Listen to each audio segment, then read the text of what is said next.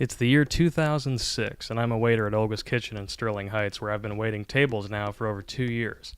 And yes, to put your mind at ease, I hated it. But what I hated more was that the best manager we ever had was being forced to transfer to get away from our GM, a bulbous, overinflated asshead of a chip-toothed jackhole who would eventually be fired for sexual harassment. Go figure.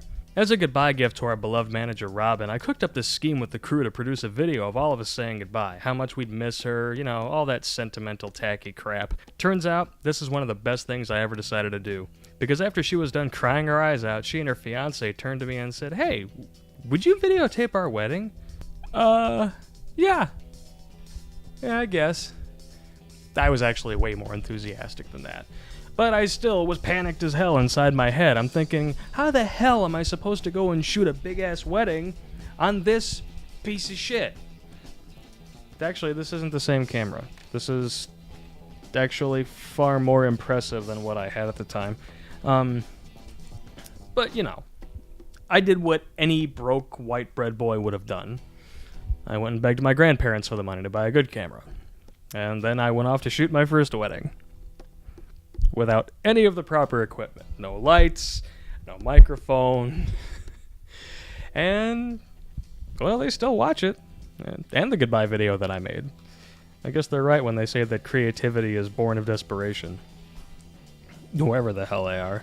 I really had not the slightest idea what I was doing. And in fact, looking back on how I cut this thing together, it's pretty much the exact opposite of how I do things now. But, you know, hey, it worked. And if it wasn't for this video, when I got fired from my server job over some bullshit, I probably wouldn't be sitting here.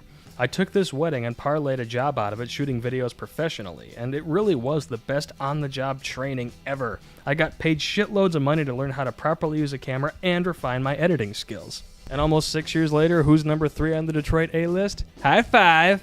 So yeah, as you can probably guess, after almost 6 years of shooting weddings, I've seen just about everything there is to see. I've had brides flash me their ass, I've seen wardrobe malfunctions, I've seen photographers get into fights, I've seen the cops called, and I've even seen a woman die on the dance floor. Yeah, just try to get a boner on your honeymoon after that happens.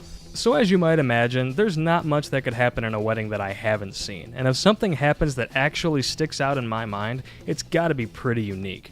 So this is my little tribute to those couples and their crazy-ass friends who make my job so damned entertaining. Over the next week and a half, I'll be posting my top 11 Lightcraft wedding moments of 2011. I did a ton of weddings this last year, and it took a long time to narrow my choices down. So there's only one rule. A wedding can only take one spot on the list. No repeats.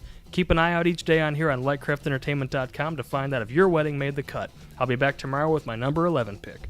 You stay classy, San Diego. I'm Blake Kleiner. Damn it! Who typed a question mark on the teleprompter?